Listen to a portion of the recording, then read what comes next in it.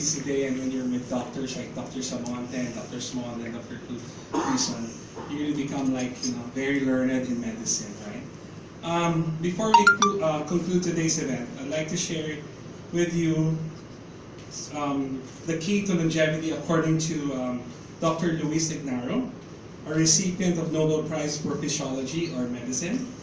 He's also a member of the Herbalife Nutrition Advisory Board and the Herbalife Nutrition Institute. And he says, this brilliant and prominent doctor discovered nitric oxide range of benefits to the human body, which led to an avalanche of study that created an exciting new field in biological research. For this, he was awarded the much coveted Nobel Prize. He said his role model in life is his father, a carpenter. According to him, his father was very active and hard-working carpenter who worked 6 long days a week. It is from him that he learned to always follow a strict healthy diet, exercise like it was built to your profession.